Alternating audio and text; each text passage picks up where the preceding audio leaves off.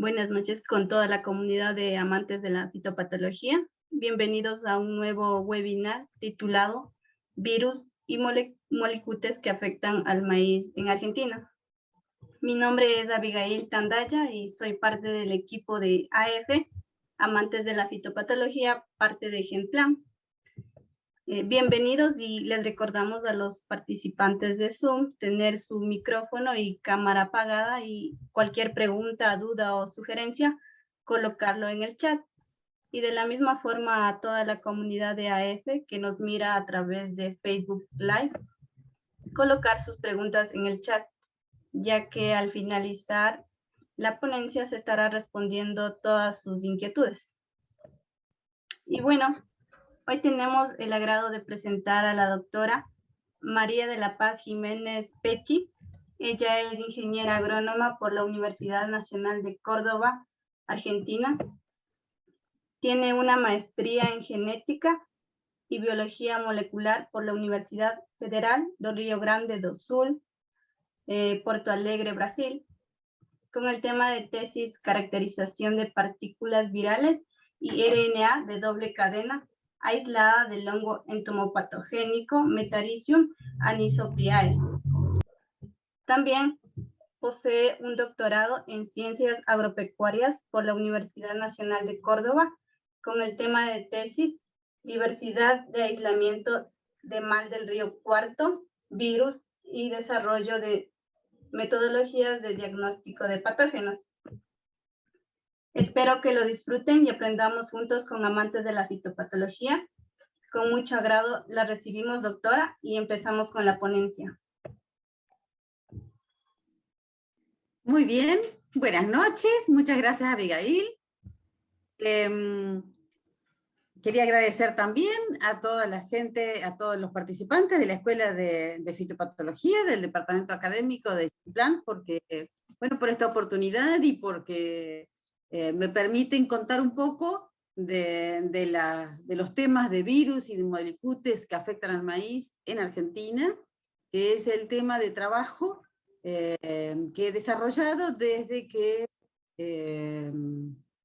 me recibí como ingeniera agrónoma, y quizás un poquito antes porque fui ayudante de la cátedra de fitopatología desde un par de años antes de recibirme. Voy compartiendo pantalla. A ver si me ayudas.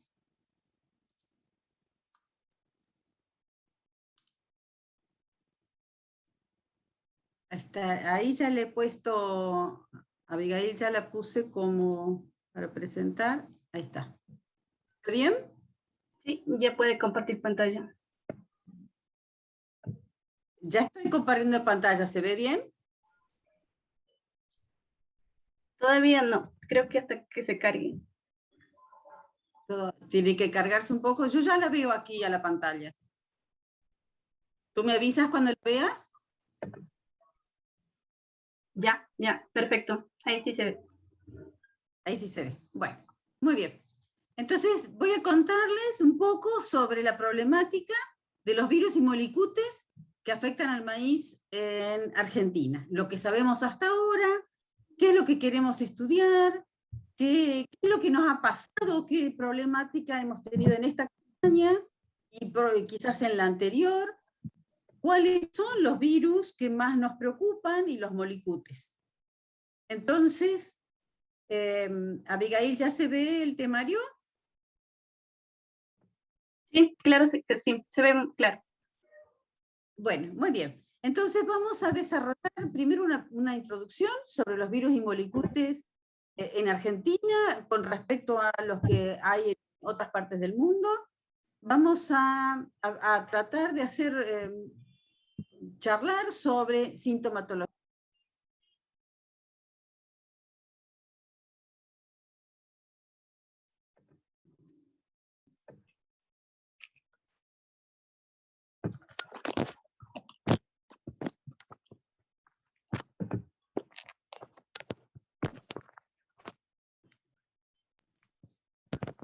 Abigail, ¿ahí estoy bien?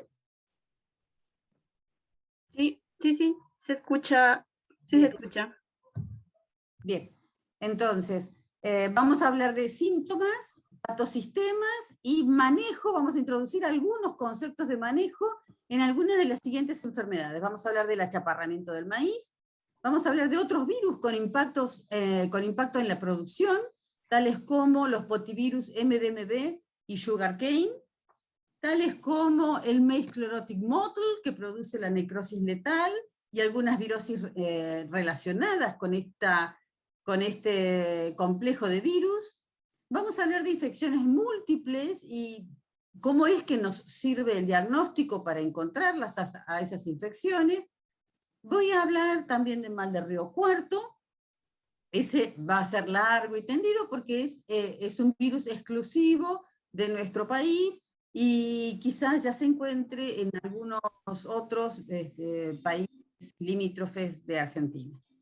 Luego vamos a hablar de aquellos virus que están presentes ya en Argentina y que podrían tener un impacto en la producción a futuro, como son los rhabdovirus y algunos otros potivirus y variantes de potivirus que se han informado recientemente. Y luego preguntas e intercambios. Entre los asistentes está el doctor Birla, con el que recién conversaba, y es un colega que sabe muchísimo de vectores, así que yo creo que podemos aprovecharlo, no solamente en el intercambio y en la conversación, sino también yo estoy segura que va a ser muy valioso para aclararnos muchas dudas que tengamos. Entonces, este es el panorama, esto que estamos viendo en este momento, es el panorama mundial de los virus en maíz. Fíjense, la cantidad es una cantidad impresionante. En Argentina tenemos algunos que yo he marcado en rojo, como para que nos hagamos una idea que aun cuando parezca mucho, no son tantos los que tenemos presentes y que nos afectan a la producción en el país. El panorama general es de infecciones tanto simples como infecciones múltiples. Y entonces vamos a desarrollar aquellos patógenos que están presentes en Argentina, que son 10, 8 virus, de acuerdo a los que están aquí, 2 molicutes, por eso hablo de patógenos. El molicutes a veces se pone con una L o con una L, así que yo lo pongo en forma indistinta. Patógenos en infecciones dobles, a veces aparecen triple infección de patógenos en la misma planta. Hay algunos virus que han sido detectados en el país en contadas oportunidades y que hasta ahora creería que no tenemos muchos reportes, entonces en todo caso vamos a hablar de el Johnson Grass Mosaic Virus, va a ser el único del que vamos a hablar un poquitito, solo para comentarles.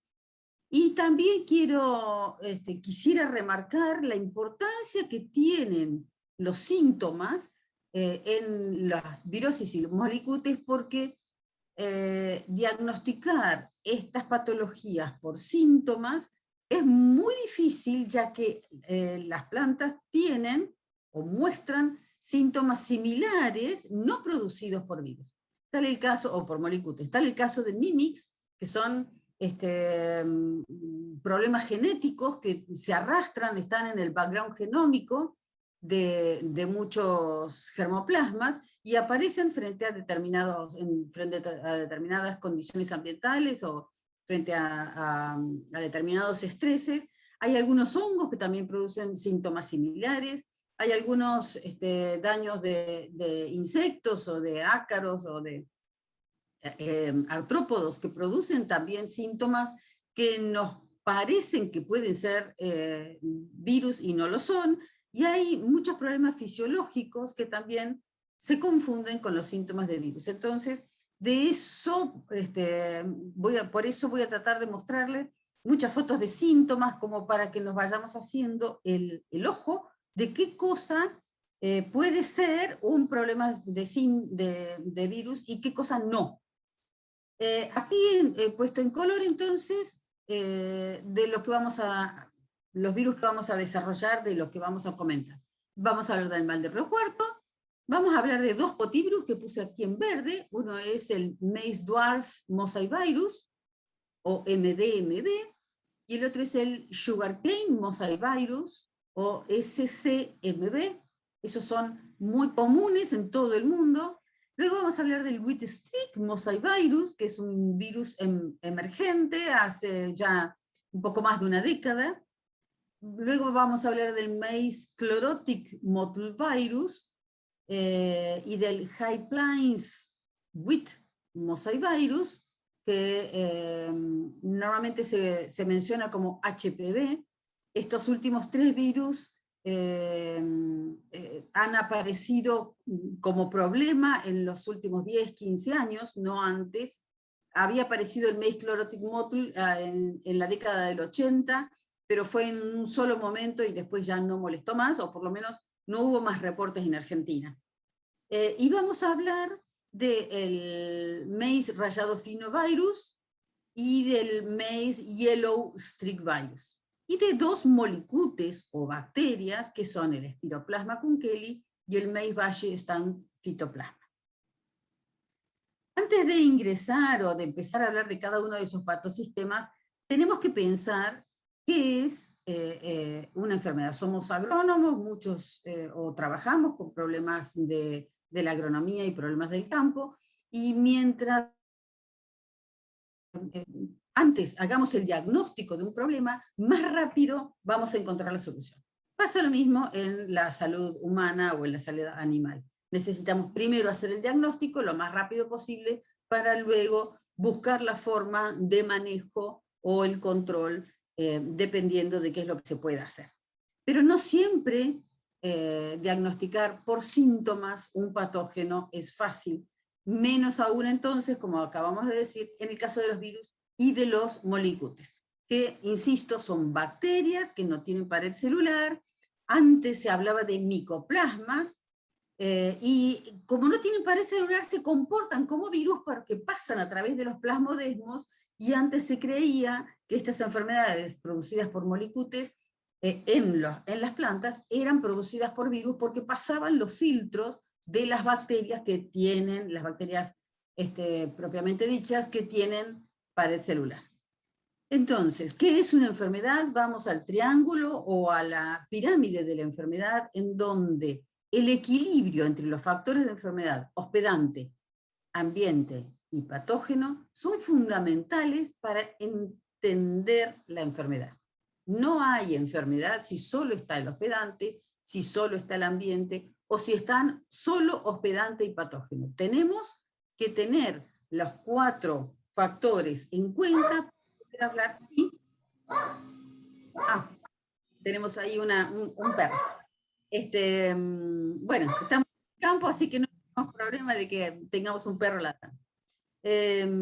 Entonces, es importante que, supongamos, hay enfermedades que cambiando el ambiente, o porque cambia el ambiente, cambia la enfermedad, o el síntoma, o el manejo, o la expresión del patógeno, o si, por ejemplo, viene otro vector, o si tenemos nuevos híbridos que se comportan diferente, más tolerantes o menos tolerantes, sea el patógeno, sea el vector. No todas las enfermedades se transmiten por patógenos, así que, por vectores, perdón, así que a veces los vectores son importantes para algunas enfermedades, y para otras enfermedades los vectores no tienen ninguna importancia. Entonces vamos a empezar a hablar del achaparramiento, corn stand, como se denomina en el sur de Estados Unidos, o palmado, como se denomina en algunos lugares en Bolivia, o enfesamentos, como se llama en Brasil. En Brasil se llaman enfesamentos pálido y enfesamento vermelo, según el patógeno que lo esté produciendo. Nosotros hablamos de achaparramiento cuando hablamos de cualquiera de los 3 patógenos que lo producen. Y este complejo patogénico, ahora lo vamos a mencionar, pero vamos a primero empezar a hablar, a mirar los síntomas.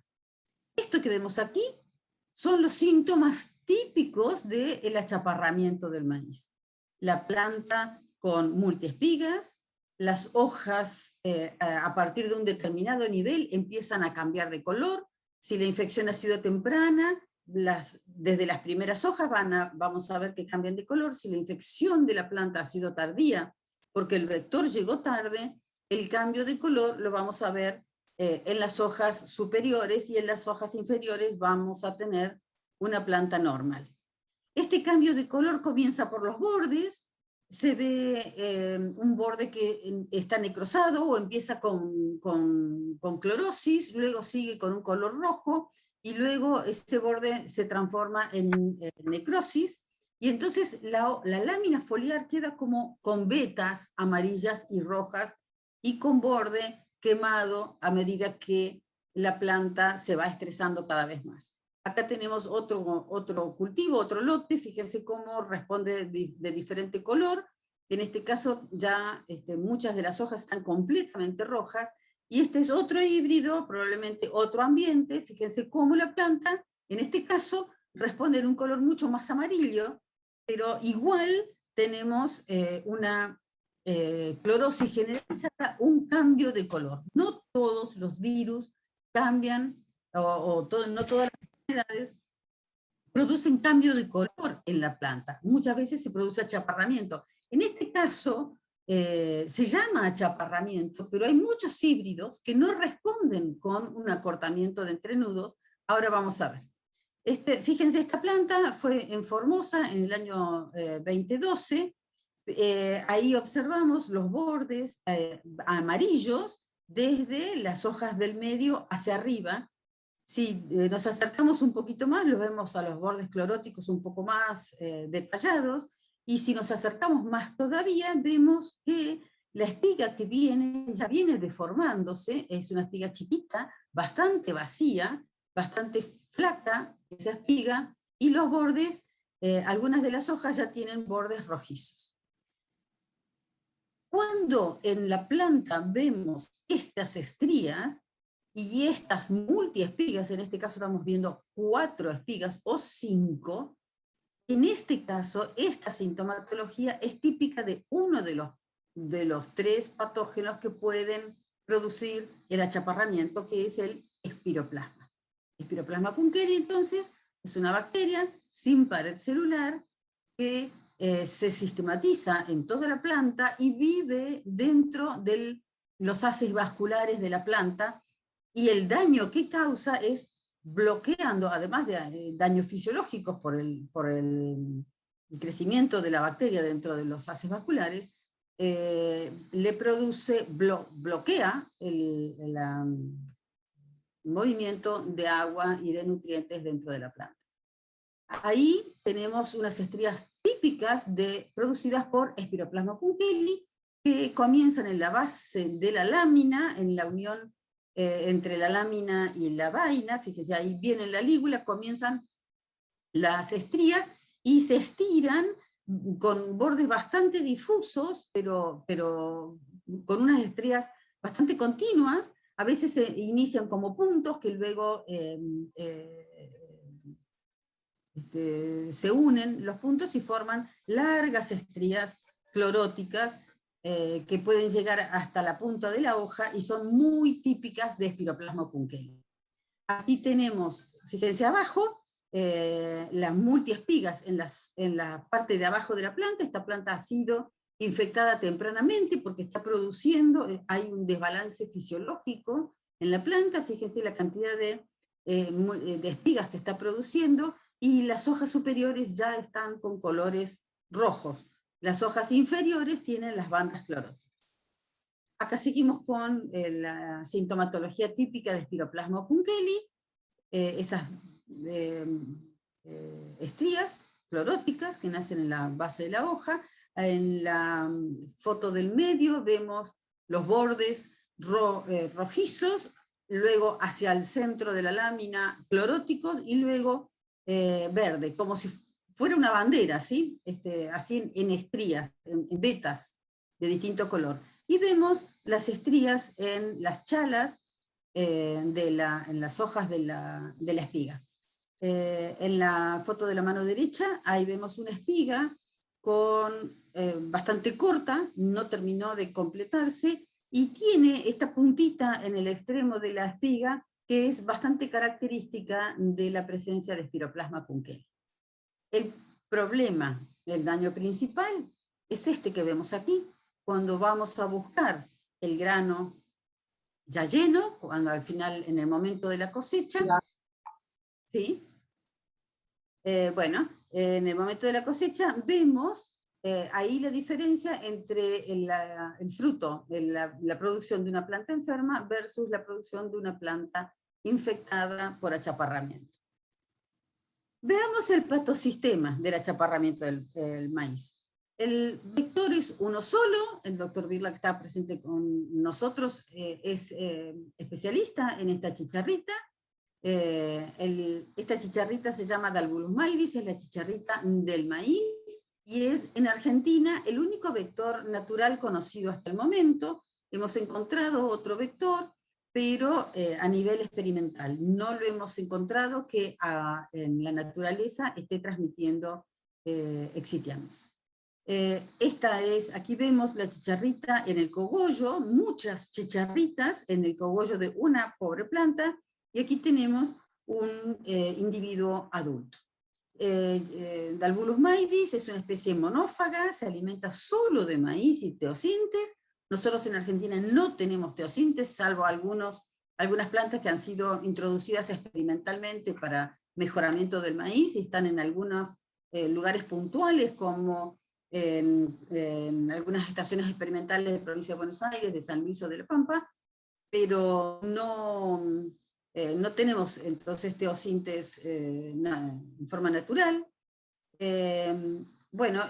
Esta chicharrita, al vivir solamente en el maíz, en Argentina no tenemos maíces todo el año porque no nos da el clima, salvo en algunas provincias del norte, como es Formosa o en Orán, en donde podría haber maíz todo el año, y en ese caso el ciclo del Dalbulus no se corta.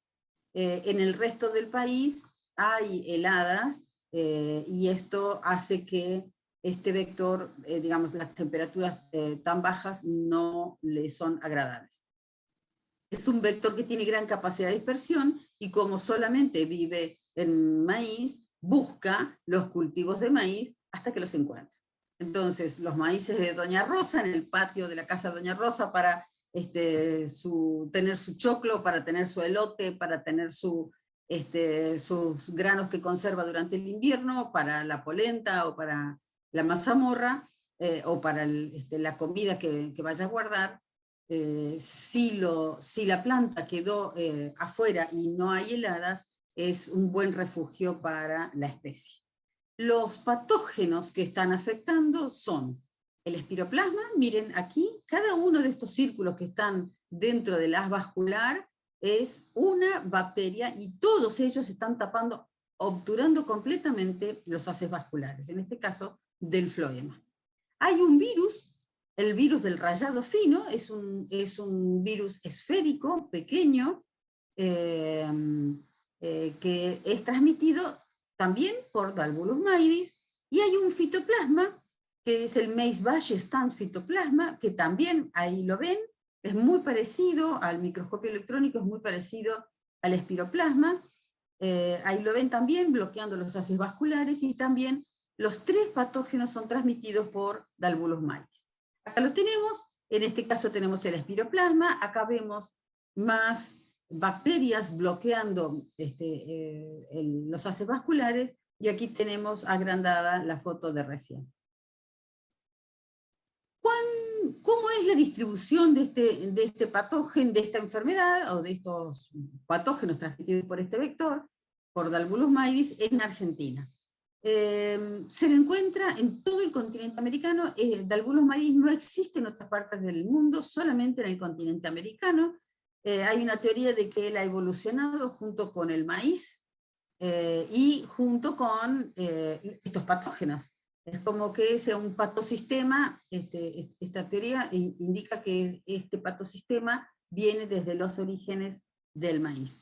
Entonces en Argentina se lo encontró en los años 90-91, en esta zona más caliente, Luego, a medida que lo hemos ido buscando, lo hemos ido encontrando cada vez más.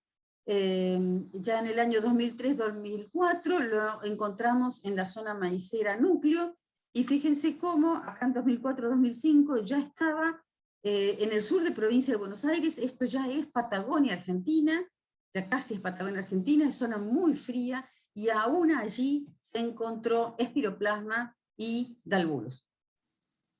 Esta es la distribución de Dalbulus maidis desde la campaña 1990-91 hasta el 99-2000.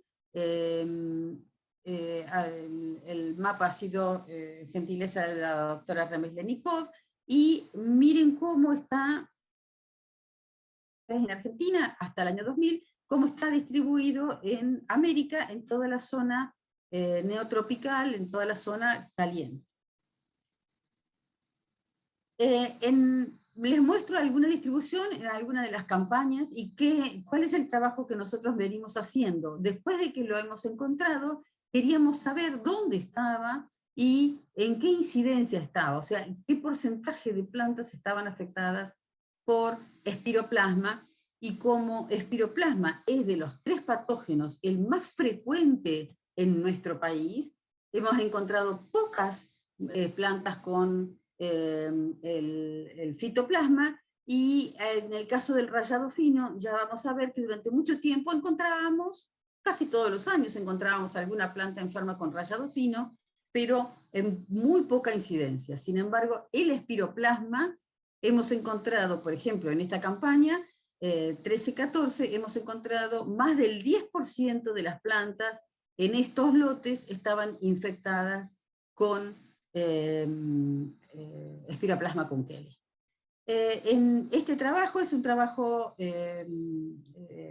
recopilado por el ingeniero Drueta, son 800 y pico de muestras analizadas desde el año 2000 hasta el 2019 a lo largo de 20 campañas.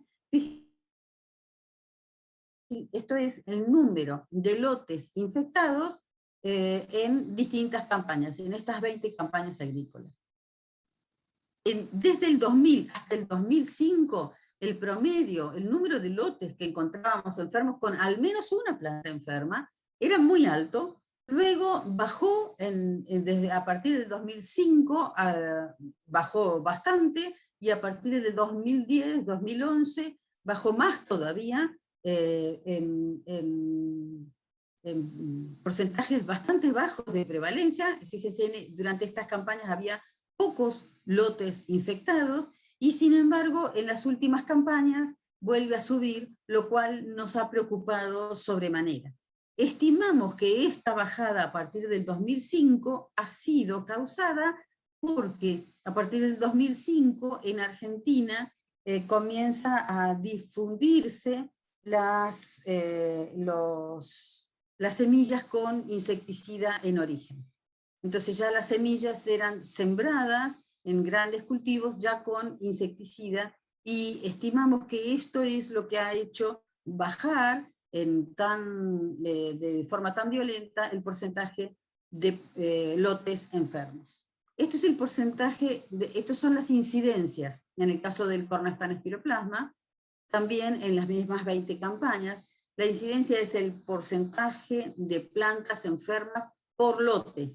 Fíjense, hasta el 2005-2006 los porcentajes fueron altos, entre 70 y 20%, luego bajaron, lo cual nos dejó muy contentos, pero en las últimas campañas vuelven a incrementarse. Este es el caso de 2 lotes, 2 provincias, son 2 provincias en donde el maíz se ha extendido mucho, son zonas de avance de la agricultura en Argentina sobre las zonas ganaderas. Entonces hay muchos lotes nuevos de maíz, y los estudios entre el 2001 y 2006 nos indican que la incidencia fue alta, luego bajó desde el 2006 en adelante, y a partir del 2016 ha vuelto a subir a niveles significativamente iguales a los de los inicios de esta problemática. Entonces, el resumen. el complejo del achaparramiento del maíz es una enfermedad que ya es endémica y es la más importante para el maíz en el norte de Argentina. La enfermedad no se transmite en forma mecánica, ni por polen, ni por semilla. Los 3 patógenos solos o en combinación causan la enfermedad del achaparramiento del maíz. El único hospedante vegetal el maíz, perdón, es el único hospedante del espiroplasma en Argentina y el único hospedante del vector también. En Argentina el patógeno más frecuente es Spiroplasma punkeli, y la pregunta ahora es, en estas últimas campañas, ¿qué ha pasado? Porque como les voy a mostrar ahora, el rayado fino explotó. Hasta el año pasado, el principal vector era Cornestan, era Spiroplasma punkeli, y ahora está, en las últimas campañas, ha explotado el rayado fino. Y vamos a ver si podemos entender por qué hasta ahora no lo hemos entendido. Sí sabemos que el rayado fino era muy importante en Colombia, en Venezuela, en Brasil. En Brasil, el rayado fino, uno se bajaba en los lotes de Brasil y veía, era mucho más fácil ver rayado fino que ver al achaparramiento. Pero en Argentina no. Bueno, en estas últimas 2 campañas estamos viendo esto que ven ustedes aquí. Esta sintomatología que es típica del rayado fino y de donde toma su nombre el virus. Miren aquí, esta sintomatología de rayado fino fue tomada ahora, en la campaña que acaba de pasar, en Zampacho. Zampacho, en Córdoba, es una localidad totalmente templada, no tiene absolutamente nada de tropical, es una zona templada de Argentina, de la zona central de Argentina. El rayado fino siempre ha sido detectado en Argentina, o principalmente ha sido detectado en Argentina, las veces que ha sido detectado ha sido en la zona templada. De hecho, la primera vez que se detectó en los 80-81 fue en la zona templada, en provincia de Buenos Aires, pero en último tiempo siempre lo encontrábamos asociado a Cornestant en las zonas más calientes. Aquí les traje un mapita, en 80-81 se encontró en Córdoba, en Río Cuarto, en la misma zona donde les acabo de mostrar la foto. En el 81-82 se encontró en Pergamino, y a partir de entonces nosotros lo hemos vuelto a encontrar 95-96 en Salta y Tucumán, luego Tucumán, Salta y Jujuy. Cada vez que íbamos a esas zonas más tropicales o más calientes, veíamos algunas plantas y les informábamos, pero vean ustedes que los porcentajes de plantas con rayado fino siempre fueron bajitos. Hasta el junio del 19, en donde llegaron al laboratorio estas plantas con esta sintomatología que aquí daba una sensación de espiroplasma, por estos bordes rojizos, pero aquí aparecía alguna otra cosa más. Y fíjense lo que dio serológicamente, dio que en el caso del espiroplasma había una sola de las 10 plantas que vinieron como muestra, y el mayor porcentaje de plantas tenía rayado fino, el 70% de las plantas tenía rayado fino. Muy bien. No sabemos bien por qué, es que este incremento del rayado fino en nuestros maizales. ¿Cómo manejamos al espiroplasma? Hay dos formas de encarar, dos visiones desde la cual podemos encarar el manejo del achaparramiento del maíz. Una es la resistencia, germoplasmas con resistencia, y la otra es el manejo o prestar atención al vector. Germoplasma con resistencia puede ser a los patógenos, a la multiplicación de los patógenos, a la infección de los patógenos, a la multiplicación dentro y al pasaje de una célula a otra célula del patógeno, o puede ser una resistencia al vector. En el caso de resistencia al vector puede ser por antibiosis o por anticenosis. Antibiosis consiste en factores de la planta que afectan a la biología del vector, por ejemplo, afectando su tasa de reproducción o su tasa de supervivencia. Y anticenosis es la no preferencia del insecto por esa planta en el caso de que pudiera elegir. Si no hay otro maíz, el vector, en este caso, Dalbulus maidis, va a ir sí o sí a la planta de maíz, tenga ella o no resistencia. Pero si puede elegir, el insecto va a moverse de acuerdo a la anticenosis, a su relación con ese germoplasma. Y en cuanto a las poblaciones del vector, ¿qué cosas tenemos que fijarnos en cuanto a las poblaciones del vector? Necesitamos aumentar el periodo a campo en donde no hay maíz. ¿Por qué? Porque de esta manera hambreamos las poblaciones y bajan las poblaciones de Dalbulus en campo. Entonces, necesitamos escapar. ¿Cómo escapamos? Con fechas de siembra muy tempranas, al principio de la primavera, después que por el frío la población ha mermado. Esta es, digamos, las siembras tempranas son las siembras que van a escapar más a las altas poblaciones.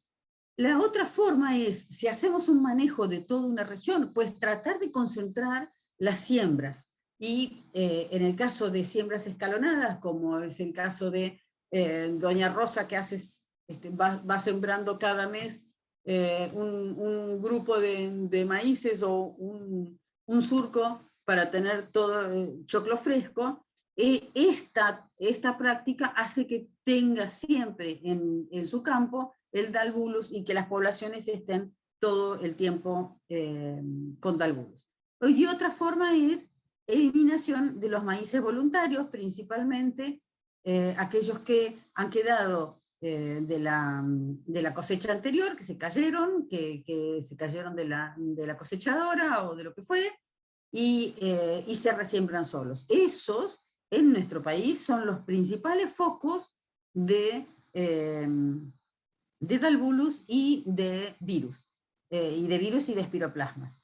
Entonces, los maíces de patio o los maíces destinados a la agricultura familiar, a la alimentación familiar, a los maíces destinados para choclo, destinados al mercado para consumo fresco, y estos maíces voluntarios o guachos, como les llamamos en Argentina. La otra posibilidad es la insecticidas a semilla, y lo que es lo menos recomendable es insecticida aplicado a planta, porque las grandes extensiones de maíz en Argentina va a hacer que ese cultivo se repoble muy rápidamente. Esto es para que vean de los maíces que tenemos en nuestros distintos germoplasmas que tenemos en Argentina, en el norte del país, cómo responden a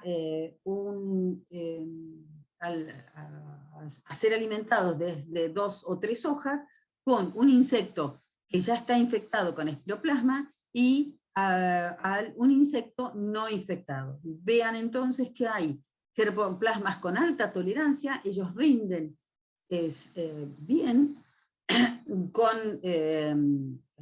aún teniendo un insecto infectivo, y hay algunos otros germoplasmas que no tienen casi resistencia al espiroplasma, a la infección del patógeno, y sí son más tolerantes a la infección, a la presencia del vector.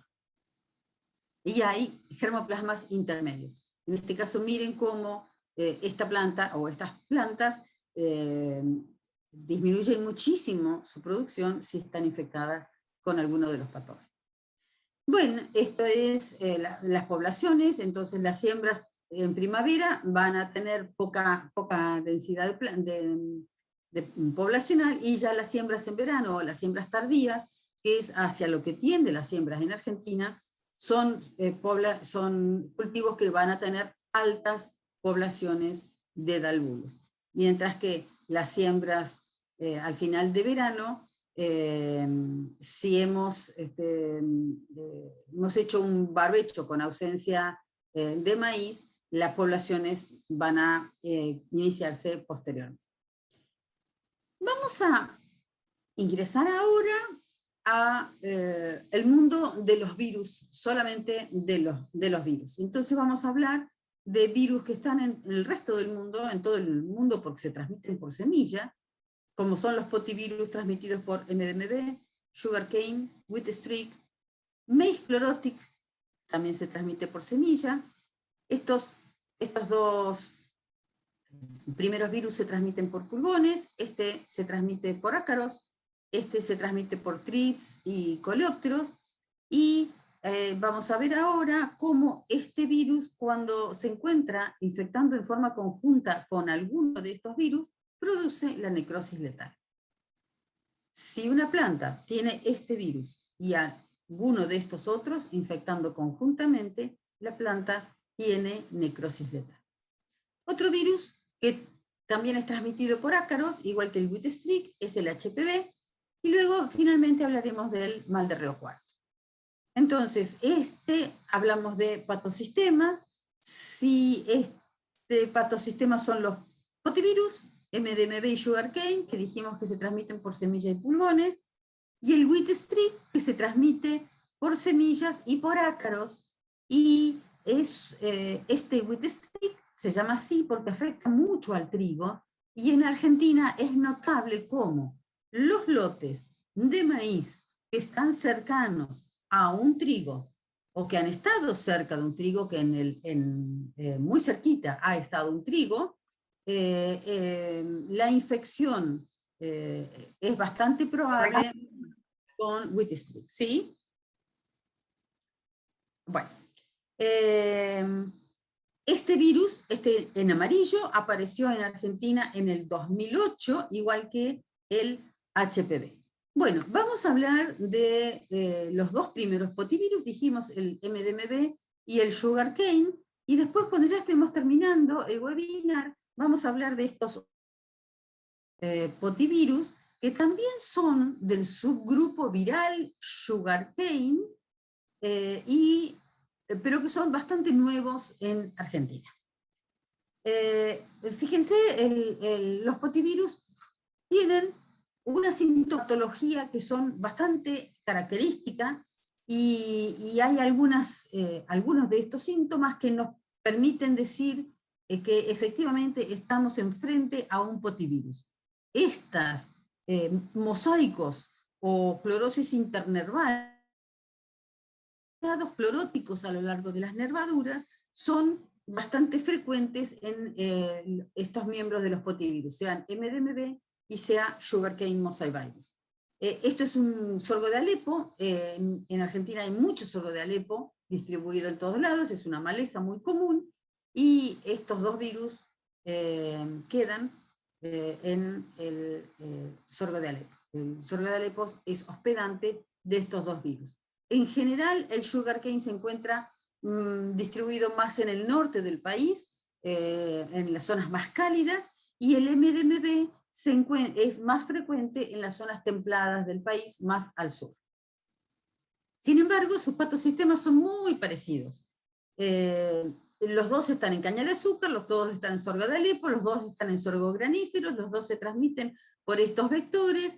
La transmisión por semilla, en el caso del MDMB, es un poco menor, tiene porcentajes un poco menores que los del sugarcane.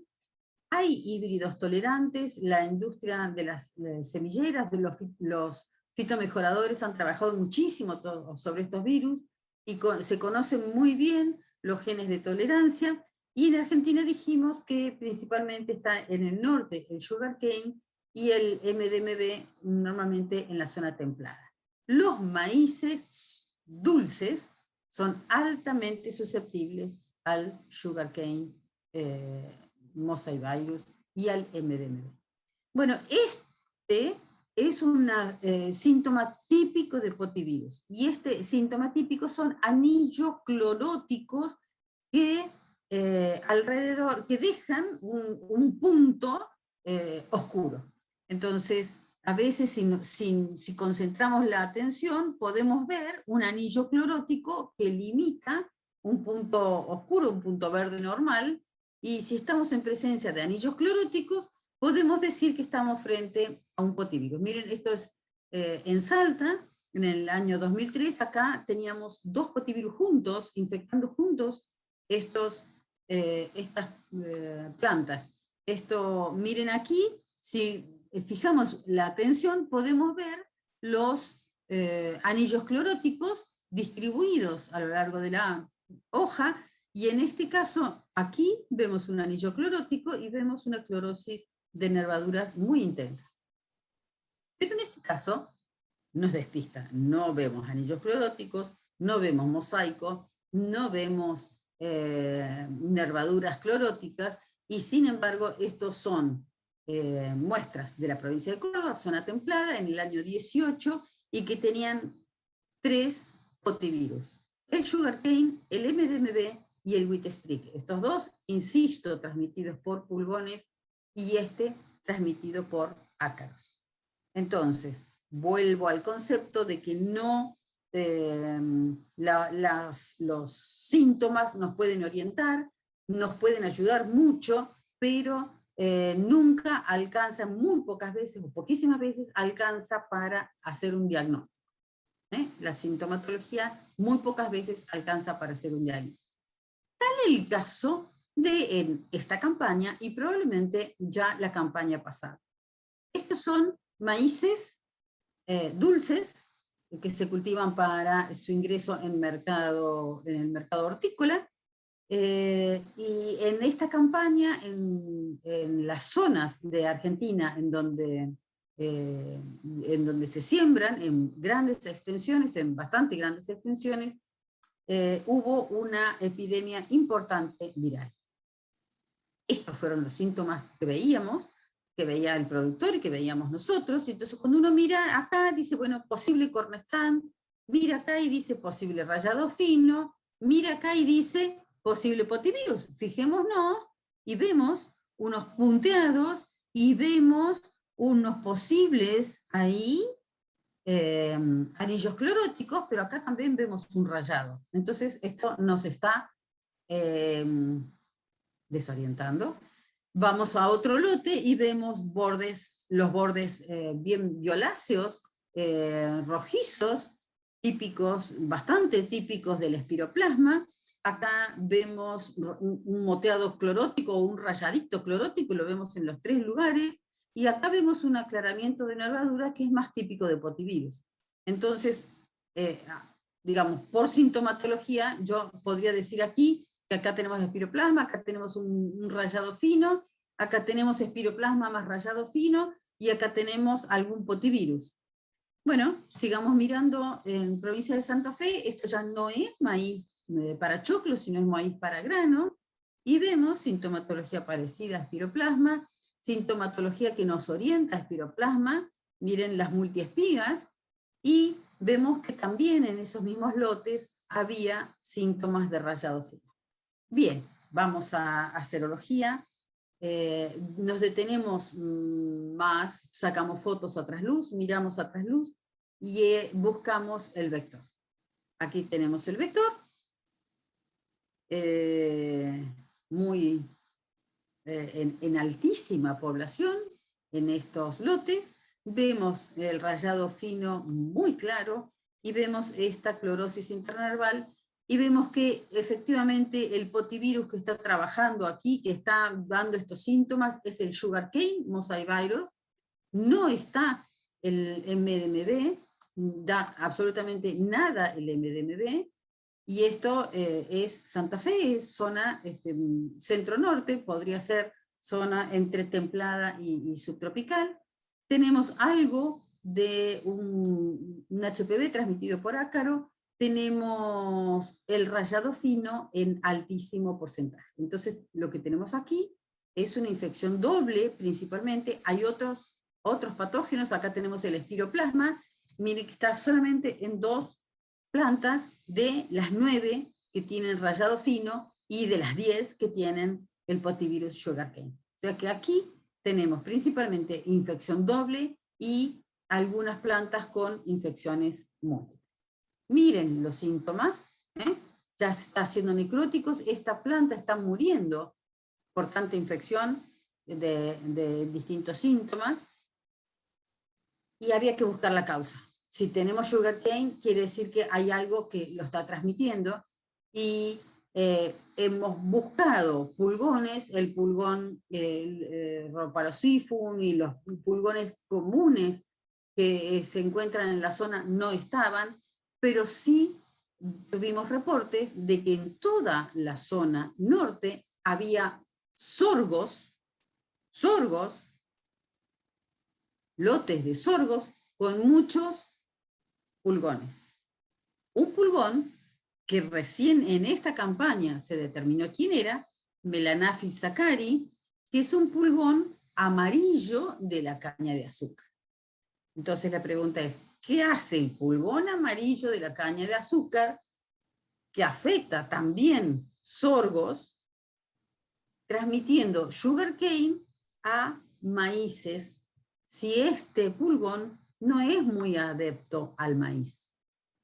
Muy bien, conociendo el hábito del pulgón, vemos que cuando este pulgón no tiene ni caña de azúcar ni sorgos, bueno, puede ir, en general va a probar al maíz, puede armar algunas colonias, puede tener colonias que no son muchas ni muy frecuentes, pero si consigue un sorgo, va a prosperar en sorgo. Entonces, acá estamos frente a una infección de sugarcane transmitida por un pulgón del sorgo, o sea, que está multiplicándose en sorgo, es un pulgón de la caña de azúcar que está multiplicándose en sorgo. ¿Y por qué tenemos tanto sorgo en esta campaña? Bueno, pues porque el precio del sorgo en esta campaña y en la anterior, como commodity, fue muy bueno, y entonces los productores han sembrado más superficie de sorgo que lo frecuente. Buscando bibliografía, vemos que en el año 2007 ya esta infección conjunta del sugarcane y del rayado fino había sido reportada en Brasil, en el estado de San Pablo. Ahí vemos el potivirus y vemos el rayado fino infectando en forma conjunta. Veamos cuánto daño produce, en este caso, la infección conjunta. Produce falta de granos. Así que, bueno, hemos dilucidado al menos por qué está el sugarcane, pero no por qué se ha incrementado tanto el rayado fino respecto del cornstand. Pero, bueno, hemos encontrado el porqué de estas infecciones que estaban preocupando a los productores de maíces dulces. Pasemos ahora al Maize chlorotic mottle. Es un virus diferente. El Maize chlorotic mottle, cuando él está solito, casi no afecta al maíz. Las plantas se bancan bastante bien su infección y producen bastante bien. La sintomatología es muy leve. Pero si está presente el Maize chlorotic y llega a estar presente alguno de los potivirus que hemos hablado, se produce la necrosis letal. Entonces, volvamos a los patosistemas. Maize chlorotic va a ser el malo ahora. Este Maize chlorotic, ¿cómo llega? El Maize chlorotic llega por semilla, llega por áreas, por eso es que se transmite con tanta facilidad por trips. Apenas con el raspado de los trips se transmite. El trips raspa un poquito, se va a otra planta, raspa otro poquito, quedó en el trip. Lo mismo el coleóptero. El coleóptero lo puede transmitir el investigador en los invernaderos. El Maize chlorotic es altamente peligroso. Es muy peligroso tener una planta de maíz chlorotic dentro del invernadero en donde estudiamos virus, porque el investigador mismo lo lleva con la ropa o con la mano de una planta a la otra. Entonces, este maíz chlorotic, junto con alguno de los 3 potivirus que hemos hablado, produce la necrosis letal. Ahora bien, nosotros estamos encontrando que cada vez que encontramos lotes con esta problemática de necrosis letal, de una u otra manera aparece el HPV. Dijimos entonces que el HPV también se transmite por ácaro, también se transmite por semilla y también se encuentra en trigo, igual que el wheat streak. Hay mucho trigo con HPV. Bueno, los trigueros dicen que el HPV y el wheat streak vienen de los lotes de maíz. Así que, de cualquier manera, son puente verde, uno del otro. El ácaro enfermo con HPV y con wheat streak pasa del trigo, de ahí pasa al maíz, del maíz pasa al trigo, y así sucesivamente. Son puentes verdes. Esto que vemos aquí entonces, sin el HPV, es lo que se denomina necrosis letal. Entonces veamos ahora todo nuestro panorama. Tenemos un panorama un poquito complejo de virus y moléculas. El achaparramiento del maíz, que dijimos que eran 3 patógenos, 2 bacterias y un rayado fino y un virus, que lo transmite una chicharrita que es un cicadélico, el Dalbulus maíz. La necrosis letal del maíz, que se produce por la sinergia del maíz chlorotic con alguno de estos 3 potivirus, que se transmiten. Entonces tenemos trips, coleópteros, tenemos ácaros y tenemos pulgones, en el caso de estos 2 virus. Y tenemos como otro sistema, en donde aquí tenemos chicharritas delfácidos, transmitiendo mal de río cuarto y maize yellow striae. Estos 2 virus los vamos a ver posteriormente, porque de alguna manera podemos lograr separarlos. Entonces podemos hablar de 3 grandes patosistemas: el del achaparramiento, el de la necrosis letal y potivirus relacionados, y el de estos otros virus transmitidos por chicharritas delfácidas.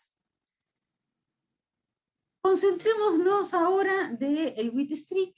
¿Qué sintomatología hemos visto en nuestro país? Bueno, wheat streak y HPV producen síntomas muy leves, apenas en plantas en las que, miren, ver acá, uno dice, estas plantas están más chicas, más achaparradas, estas hojas deberían estar bien y están con una clorosis, son hojas de arriba, puede ser que esta planta algo le esté pasando. Bueno, estas plantas cuando hacemos serología tienen wheat streak, pero no se ve mucha cosa, no se ve un mosaico como se ve en los potivirus más frecuentes. Esto es toda la sintomatología que hasta ahora estamos viendo en nuestro país para el wheat streak. Acá tenemos un detalle de esa sintomatología, y acá un poco más un detalle en las nursery. En plantitas chiquitas se ve que cuando el virus infecta desde plantita chiquita, le produce una necrosis que la planta muere. Yo no sé si esta necrosis es la combinación del ácaro que lo está transmitiendo más el virus, pero en estas plantas con estos síntomas tienen wheat streak. En los toldos hemos visto wheat streak con esta sintomatología, que esta sintomatología también podría ser un rayado genético. Cuando vemos una planta así, normalmente pensamos en un rayado genético, un background genético. En estas otras plantas también había HPV. El HPV suele escribirse así o así, HPW, wheat mosaic virus.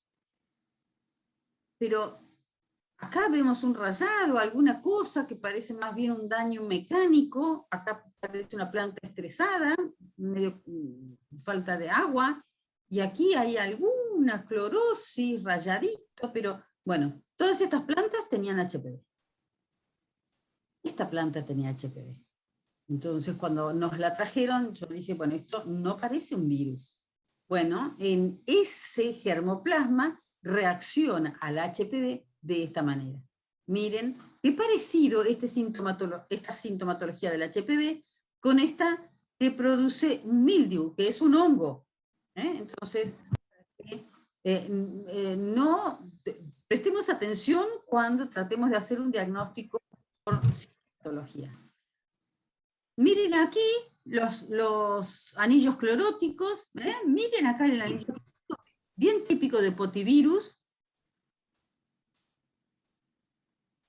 En este caso, hay una planta con infección triple con este potivirus, una infección triple también con este otro potivirus. Acá también tenemos este otro potivirus. Acá también, miren la cantidad de MDMB que había en estas muestras, pero también había mucho HPV. Entonces, y Cornestant, y Mal de Río.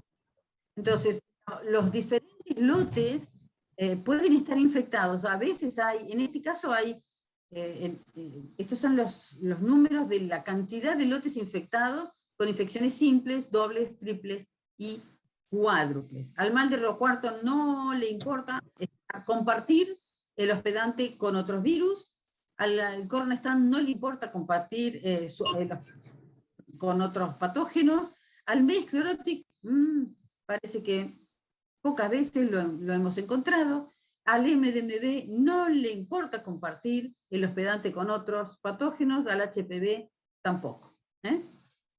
Esto es lo que se ve en la bibliografía para el MES chlorotic cuando afecta a germoplasma susceptible. En Argentina esto no se ve, salvo cuando ha sido infectado en forma con inoculaciones artificiales a germoplasma susceptible. Miren qué parecido este daño de MES chlorotic con el daño que reportaban en Brasil para la infección conjunta de rayado fino y sugarcane. Muy bien, aquí tenemos MES chlorotic con potivirus.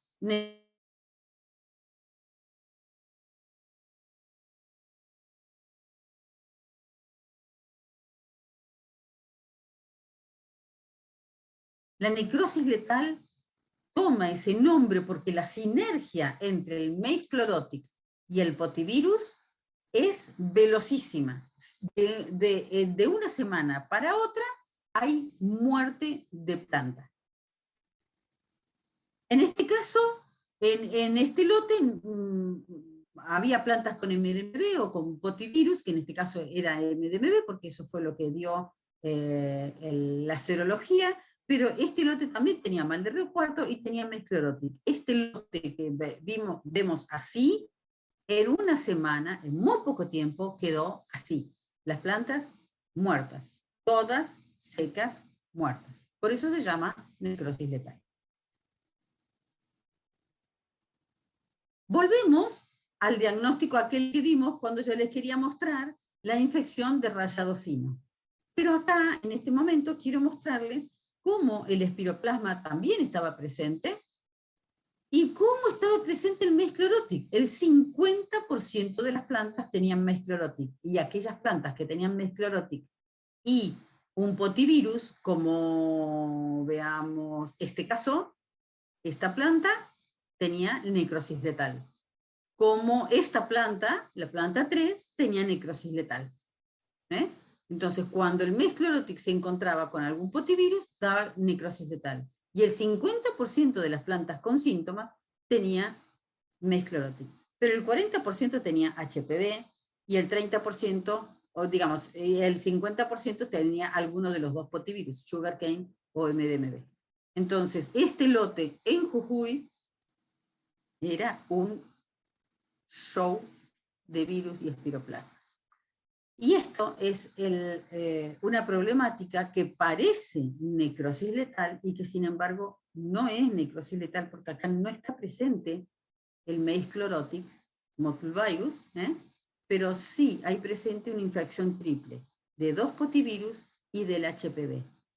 Esto fue tomado por un mejorador que vio esta planta enferma el 21 de febrero, cuando fue a buscarla en estado vegetativo, cuando fue a buscar la planta a la semana siguiente, el 28 de febrero, la planta estaba muerta. Acá probablemente hay un efecto de sinergia.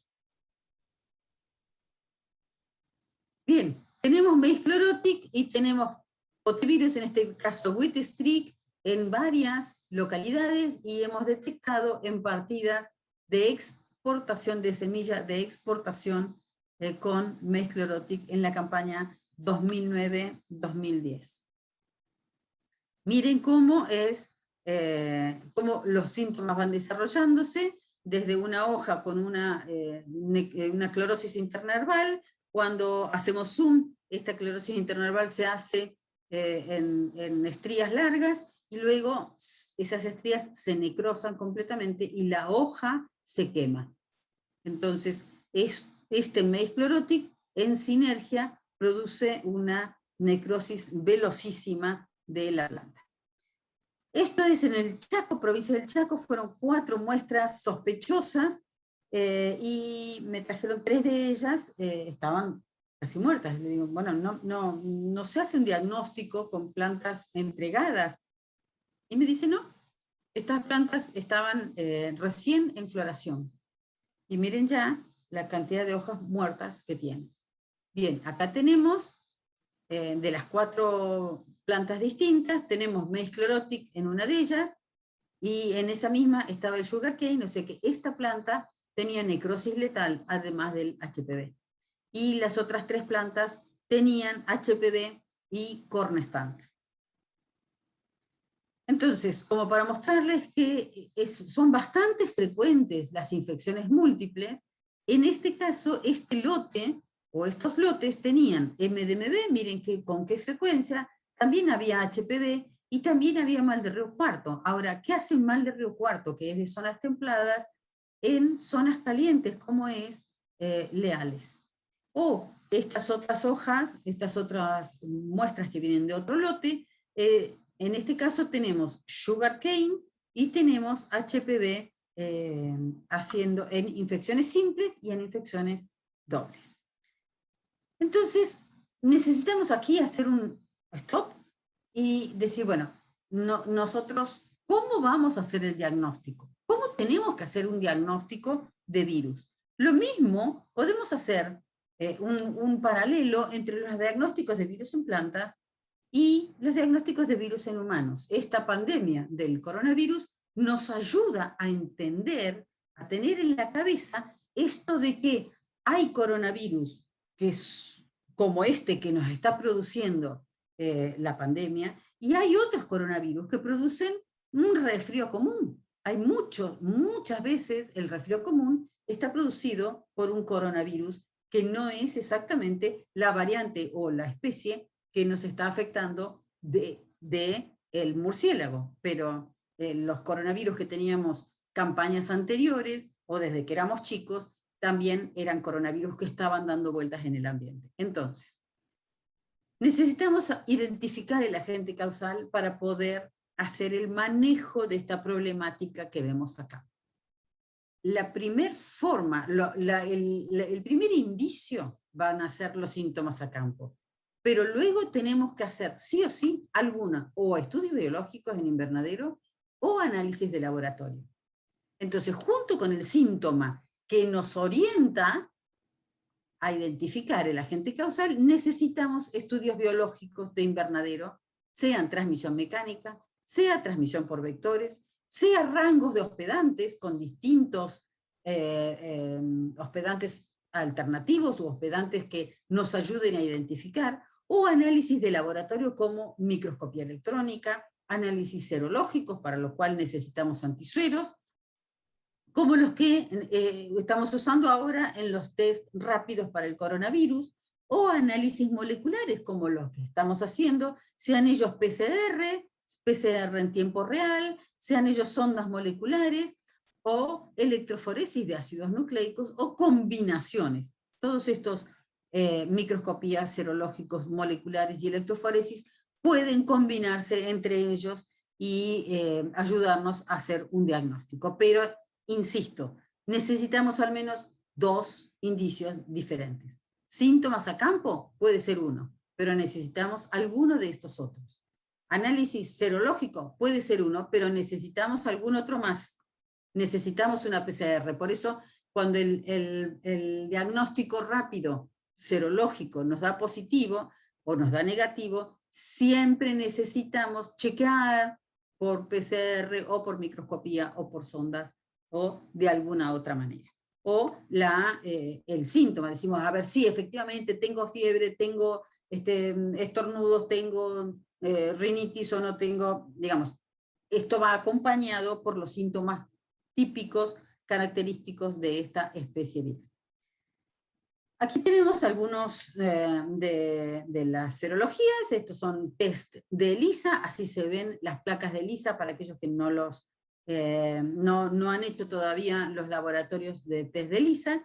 Y estos son test serológicos más antiguos, más baratos, más de laboratorio, menos sofisticados, pero que se pueden hacer en un laboratorio común con unas placas de Petri, sean de vidrio o de plástico, y con el antisuero específico para el otivirus. En este caso les he traído una RT-PCR para rayado fino. ¿Por qué necesitamos RT? ¿Por qué necesitamos RT? Porque la mayoría de los virus de plantas son a RNA, y la PCR se hace con DNA. Entonces necesitamos transformar el RNA del virus a DNA, y sobre el DNA hacer la PCR. ¿Sí? O sea, necesitamos hacer primero pasar el RNA a DNA, y sobre el DNA vamos a hacer la multiplicación mediante la polimerasa. En este caso es como hemos hecho muchas veces los análisis para el rayado fino, utilizando primers que amplifican un fragmento de 633 pares de bases.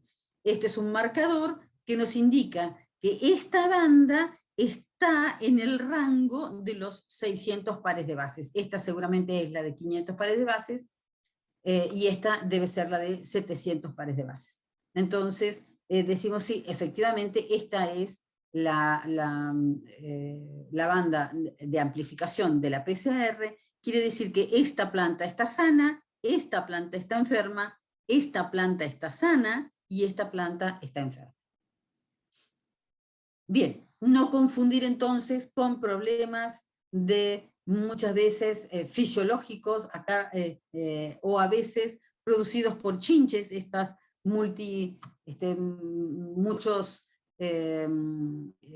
muchas ramas de la planta. Esto puede ser un síntoma similar al que producen los fitoplasmas, pero es producido por la infección o el efecto que produce la toxina de la chinche. Y a veces hay otros efectos producidos por herbicidas, por temperaturas, cambios de temperaturas, y problemas fisiogénicos y fisiológicos. Veamos ahora cómo están distribuidas estas infecciones en Argentina. Miren aquí, esto fue en la campaña 14-15, anduvimos bastante y había bastante poca infección. Había cornestant en esta zona y nada más. Detectamos maize streak virus aquí, el rojo, y no en esta zona. Detectamos mal de Río Cuarto en esta zona, que es la zona típica. Pero en la campaña anterior, en el 13-14, miren cómo veíamos del panorama. El panorama era diferente. El cornestant estaba no solamente en esta provincia, sino también estaba aquí, en provincia de Buenos Aires, el espiroplasma. En estas otras provincias teníamos HPV. Miren el HPV cómo estaba distribuido. Y acá este HPV es transmitido por ácaros. Quiere decir que acá, en todo este lado había ácaros, y sí, había trigo, había lotes de trigo en toda esta zona. Entonces, esta distribución de los distintos patógenos sobre maíz nos ayuda a entender qué es lo que está pasando acá. Bueno, estamos bastante avanzados. Vamos a hablar sobre mal de Río Cuarto. Voy a tratar de hacerlo rápido porque este es el tema de mi tesis, así que seguramente, me gusta, así que voy a tratar de no detenerme mucho. Esta es una planta que sin ninguna duda, tiene mal de Río Cuarto.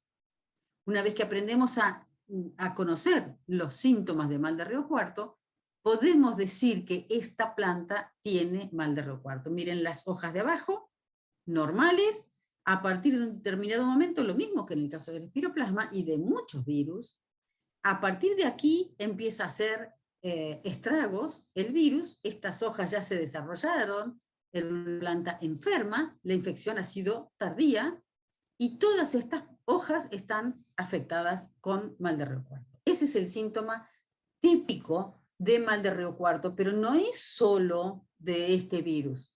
Todos los figivirus producen estas enaciones, que son multiplicaciones de las células de las nervaduras. Entonces, hasta ahora, en Argentina solamente se ha identificado el mal de Río Cuarto, virus. Entonces, hasta ahora podemos decir que muy probablemente estas enaciones son producidas por mal de Río Cuarto. Esto es mal de Río Cuarto en Tafí del Valle, en el norte de Argentina, pero en zonas altas donde es fresco. Y esto es mal de Río Cuarto bastante en la zona central de Argentina, bastante al sur.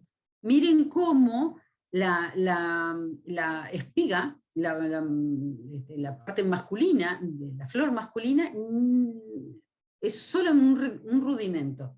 Esta planta no va a tener flor masculina. Y la flor femenina está acá, también es un rudimento, y en este caso también sería rudimental. Las hojas a veces se quedan solamente con, se reduce en la longitud de la lámina, se acortan, hay cortes longitudinales y laterales de los bordes. Miren aquí, estas hojas son hojas y parecen apenas los palitos, quedan reducidas a la nervadura central. Esto es otra sintomatología. Obviamente este es un germoplasma que responde diferente frente a la infección de ese mismo virus. Aquí hay un brutal encortamiento de entrenudos, que no lo veíamos acá. O sea, acá sí viene acortándose los entrenudos, pero no tantísimo como lo vemos aquí. Y aquí ha habido fisiológicamente esta planta está completamente aturdida, se han despertado todas las yemas de flor femenina, y tenemos 1, 2, 3, 4, 5, 6, 7 espigas en una plantita que termina aquí. Acá vemos más enaciones. Dijimos entonces que en Argentina muy probablemente esto esté producido por mal de Río Cuarto. Estas son enaciones muy grandes, en general no se ven así, o se veían así en los germoplasmas antes de que los mejoradores trabajaran y utilizaran este síntoma como orientativo para saber que la planta era altamente susceptible. Aquí, bueno, está fuera de foco, pero ahí vemos una enación, y aquí vemos una hoja llena de enaciones a todo lo largo de las nervaduras y con bordes recortados. Esta otra planta en el sur de Argentina, en la zona de La Pampa, produce, miren, 1, 2, 3, 4 espigas, la flor femenina, la flor masculina ni va a salir, las hojas reducidas apenas a rudimentos, y esto se llama oreja de canguro. Las hojas, las últimas hojas casi normales, son hojas quebradizas por... cuando uno agarra esa hoja no es una hoja blanda, sino es una hoja acartonada y muy quebradiza. Acá tenemos también, esto es muy cerca del instituto donde yo trabajo, en el INTA, en Camino 60 Cuadras, en Córdoba. Era un lote muy cercano. Miren, la sintomatología acá parece un problema de un herbicida, porque en ambos casos hay un desbalance hormonal importante. El mal de Río Cuarto produce un desbalance hormonal en la planta. Miren aquí estos bordes recortados que yo les comentaba, aunque estos bordes recortados no son solo producidos por mal de recuarto, todos aquellos patógenos que van por los haces vasculares producen estos recortes en los bordes de las hojas. Y aquí, en el caso del mal de recuarto, también produce daños en las raíces de la planta con rajaduras longitudinales, y la planta empieza, como se mueren las raíces, la planta empieza a producir mucha cantidad de raicillas para tratar de sobrevivir. Los germoplasmas responden diferente frente a la infección del mismo virus. Miren, en este caso, esta planta que tiene acortamiento de entrenudos al comienzo, y acá alcanzan a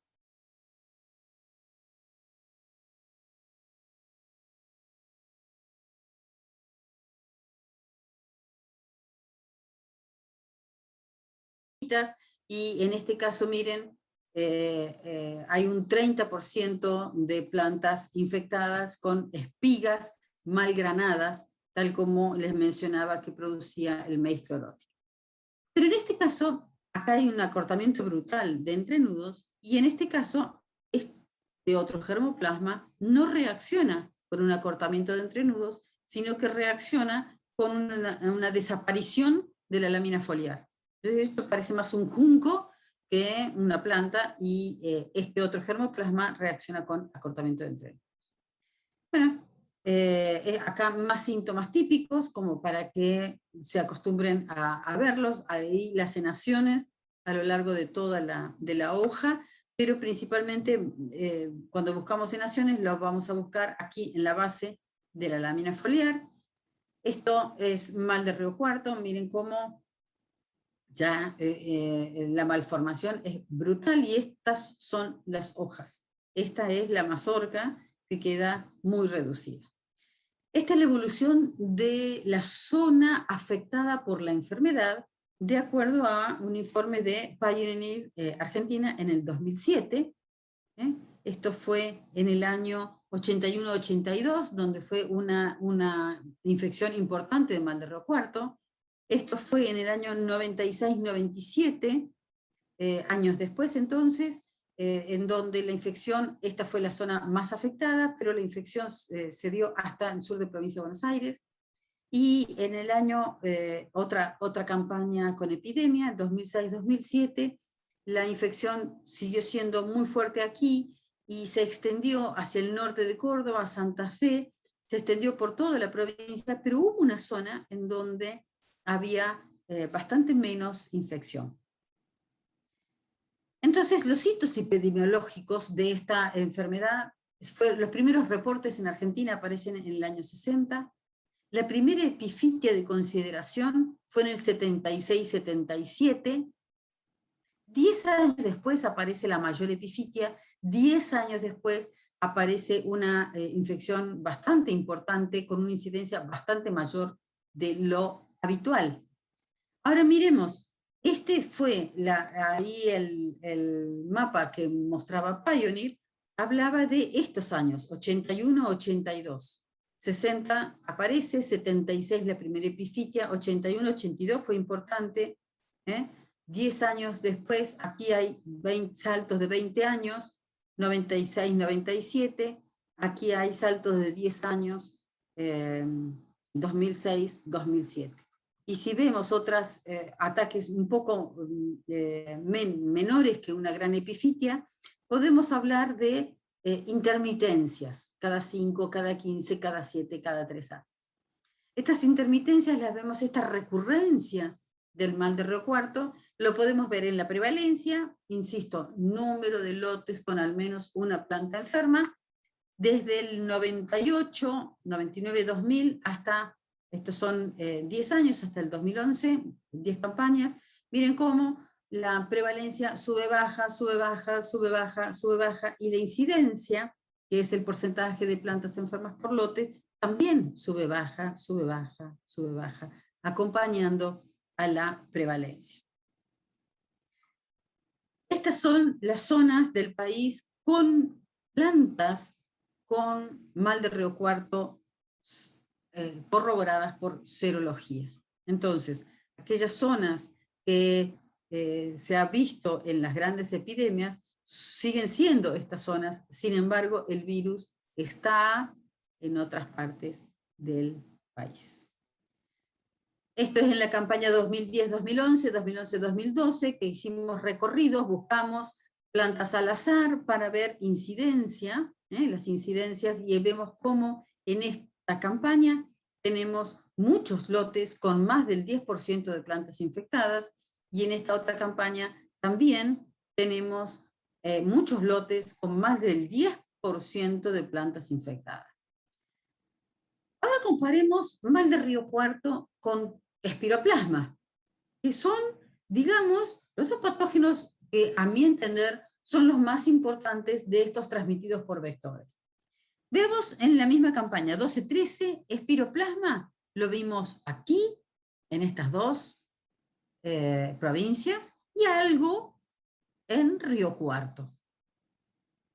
Mientras que en esa misma campaña, mal de Río Cuarto, mucho en Río Cuarto, en estas zonas, poco o nada. Y aquí, en Salta, en Tucumán, arriba, Río Cuarto arriba, en la zona más fresca, apareció mal de Río Cuarto. Entonces, depende de su virus el mal de Río Cuarto, de su vector. Lo mismo que depende el Cornestan, sí señor, porque solamente es transmitido por su vector. Pero en el caso de mal de Río Cuarto no es un solo vector, son muchos vectores. Cada vez que hemos trabajado y buscado si una chicharrita del fácida es vectora, bueno, la mayoría de las veces terminamos encontrando que efectivamente es vectora. O lo encontramos que experimentalmente transmitiendo, o lo encontramos primero en laboratorio y luego transmitiendo a campo. Este es el principal vector del Facodes Cugelli, y esta es la distribución en un mapa de gentileza de la doctora Ana Remes-Lenikov. Esto es un mapa en el caso de mal de Río Cuarto, no solamente está en maíz, está en cuanta gramínea hemos buscado. En este caso, estas gramíneas son Bromus unioloides, son plantas nativas, silvestres en Argentina, y que están en todos lados. Fíjense, todas estas estaban infectadas, son plantas que se encuentran en las borduras, que se encuentran en las casas, que se encuentran en los céspedes de los lotes. Estas estuvieron sin infectar, pero es importante saber que las plantas huéspedes, hasta ahora, insisto, todas las gramíneas que hemos buscado están infectadas o pueden estar infectadas con mal de Río Cuarto. Esto es un triticale, miren, uno asintomático y no tenía mal de Río Cuarto, y esto ahí tenemos con mal de Río Cuarto, un achaparramiento impresionante, un acortamiento de entrenudos impresionante. El sorgo, esto es sorgo, cultivo. También mírenle las enaciones. No todos los sorgos producen enaciones, pero estos son sorgos con enaciones.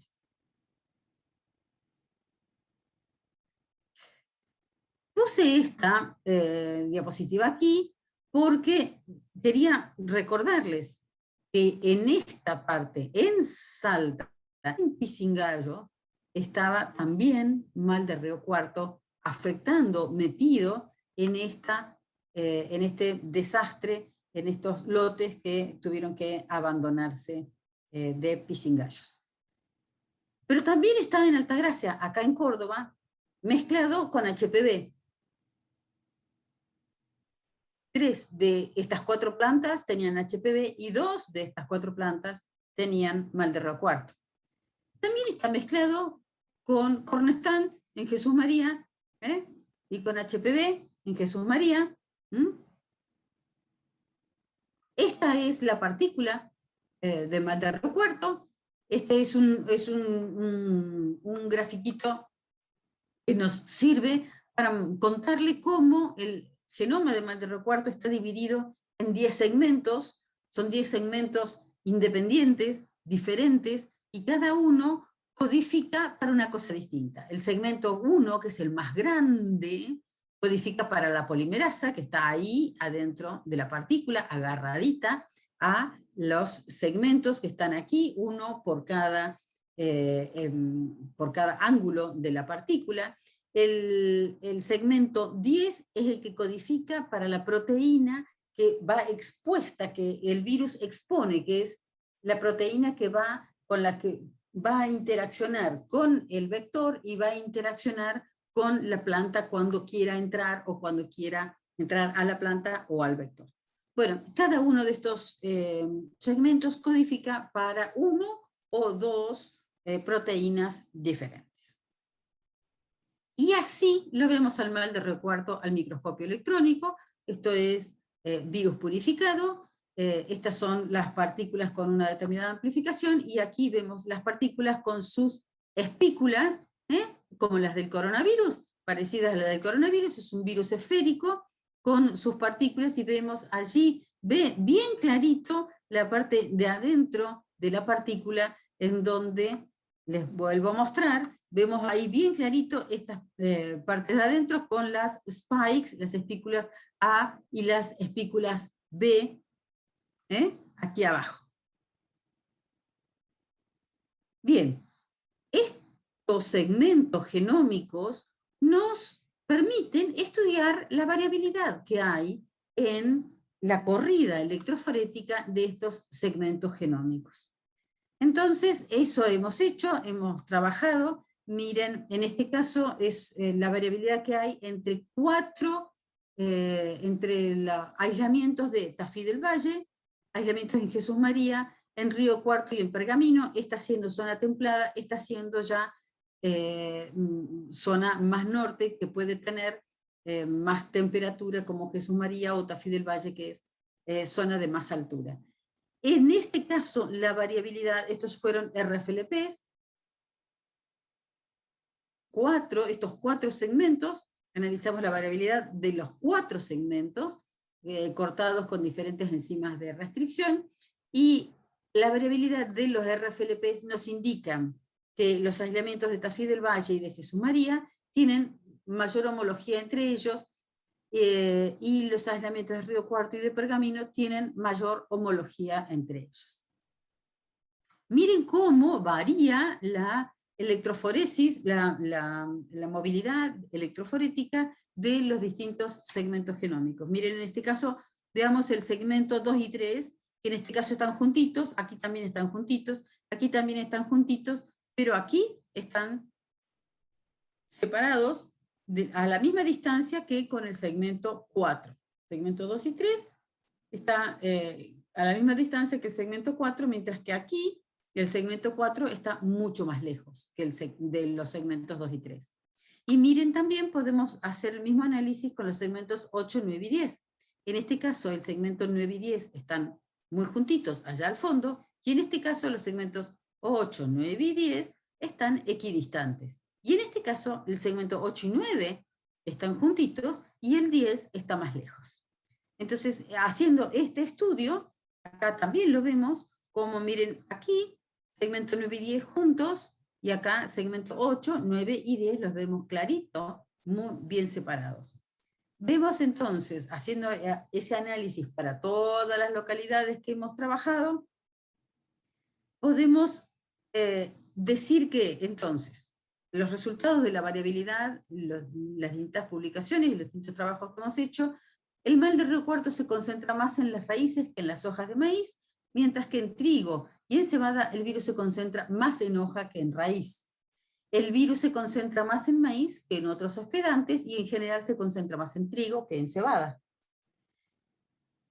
En las distintas zonas, dijimos que la zona endémica y los valles de altura forman un corredor norte-sur si hablamos de similar concentración y similar perfil electroforético. Pero habíamos dicho que la similitud de los RFLPs daban agrupamientos diferentes.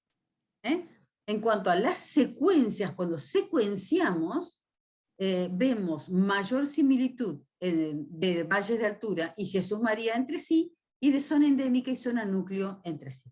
Entonces, las secuencias y los RFLPs nos dan estas similitudes, mientras que la concentración del virus dentro de la planta y el perfil electroforético nos da similitud, agrupamientos diferentes de los distintos aislamientos del virus. Esto es, ¿por qué? Porque necesitábamos saber si tenemos la misma cepa, la misma variante, o variantes diferentes, así como sabemos para el coronavirus, que tenemos la variante Delta, las distintas variantes que hemos ido teniendo, la alfa, la beta. Necesitábamos saberlo al mismo estudio para el mal de Roux. Sabemos que la secuencia del segmento 10, esta que codifica para la proteína que se enfrenta con el hospedante y que se enfrenta con el vector, esa no varía nada. Nada. Tiene un 96% de homología en todos los casos. Esa no varía, porque necesita, digamos, si varía, estaría tratando de relacionarse de forma diferente, estaría estableciendo diferentes relaciones. En la campaña 96-97 hubo más concentración del virus en maíz que en los otros hospedantes. Y en la epidemia 96-97 y en la campaña 2002-2003, el virus tuvo un perfil diferente del resto de las campañas. Y hay interacción entre concentración del virus y su perfil electroforético entre ambientes. Veamos. Así como hablamos de medidas de manejo para espiroplasma, para chaparramiento, y nos concentrábamos o en la genética o en las poblaciones del vector, también veamos qué podemos aplicar en el caso del mal de Roux. ¿Hay germoplasmas tolerantes o resistentes? Sí lo hay. Los mejoradores han trabajado y mucho para eso, y hay determinados muchos germoplasmas tolerantes que en general no tienen tanto rendimiento como los germoplasmas top, pero para las zonas endémicas y en las campañas en las que sabemos que hay una alta probabilidad que sea de alta infección, sería el germoplasma que tenemos que poner. Ahora bien, ¿cómo vamos a saber? Bueno, hay modelos de pronóstico para mal de Roux basados en las condiciones climáticas. Basados en las condiciones climáticas que han producido a lo largo de estas campañas. Hay campañas con infección y basados en las condiciones climáticas adecuadas para que las poblaciones del vector sean altas. Y estas condiciones climáticas se han procurado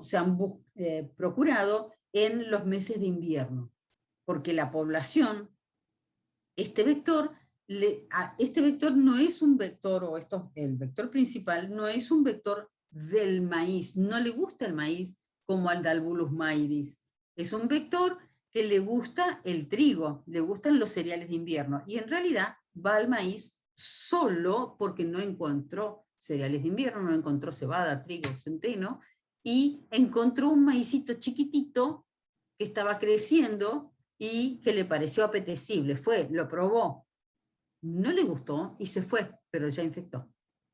En el tiempo, en esos 20 minutos, en esas 2 horas que estuvo entrando el estilete hasta los haces vasculares para probar y alimentarse, en el momento de intentar alimentarse, en ese momento de empezar a probar, en ese momento ya está transmitiendo el mal de Roux.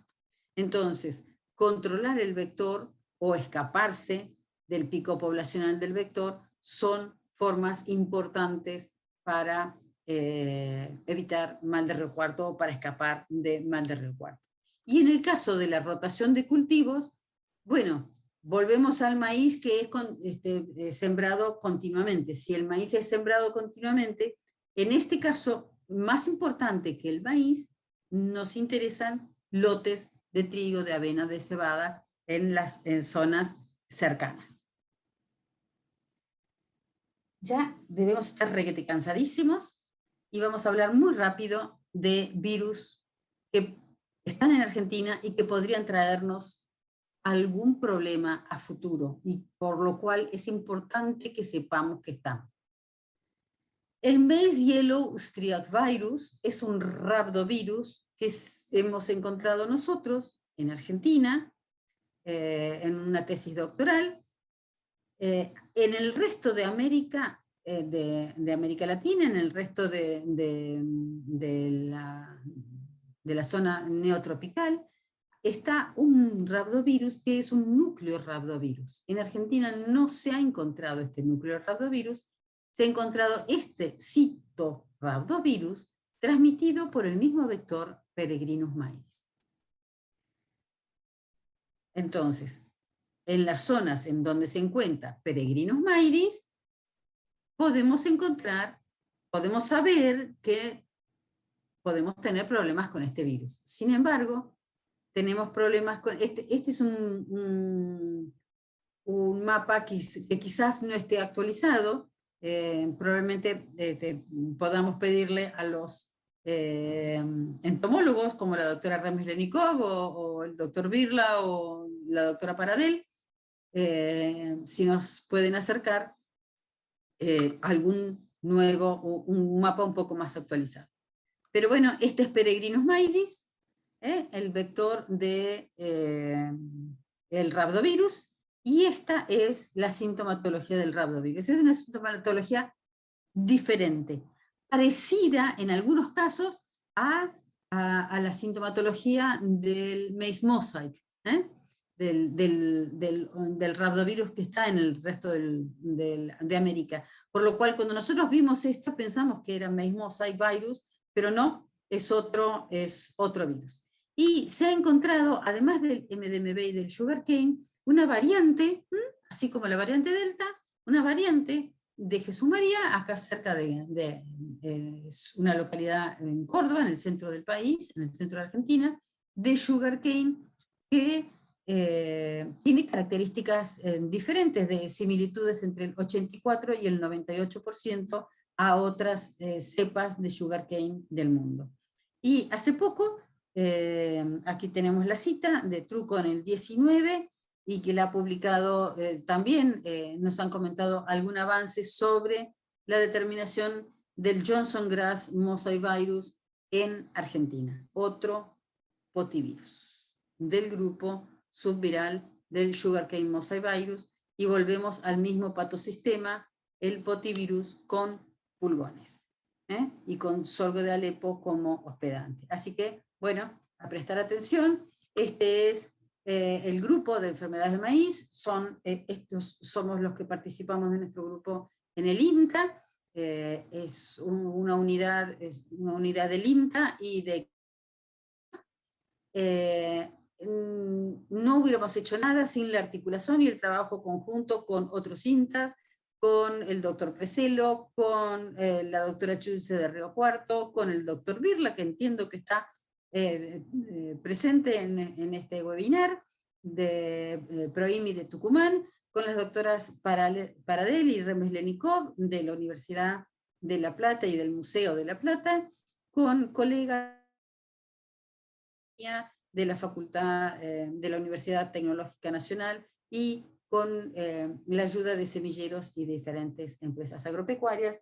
Y quería contarles, además, estoy casi en tiempo, que además de virus y espiroplasmas de maíz, en nuestro grupo de trabajo estamos también ahora trabajando con virus de arroz, porque no había en el país quien trabajara con esto, y bueno, por nuestra experiencia en maíz lo tomamos, y con pudrición de la espiga de maíz causada por Aspergillus flavus, por la problemática sobre la salud, que es muy importante y que nos interesaba empezar a dilucidar esta problemática. Bueno, muchas gracias. Espero que no estén desmayados de tanta conversación y espero que si hay alguna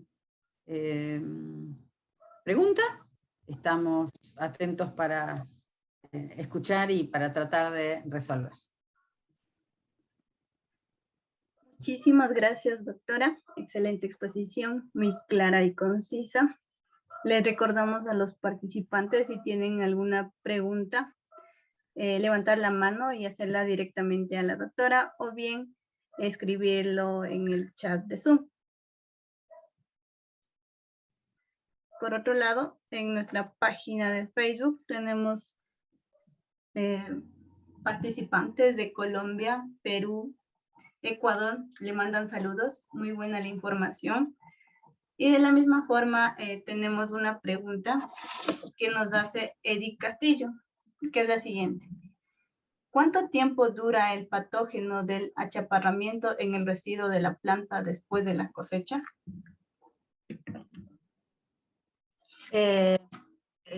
Doctor Castillo es. Bueno, el espiroplasma lo podemos detectar hasta siempre en planta, en planta que tenga alguna cosa viva.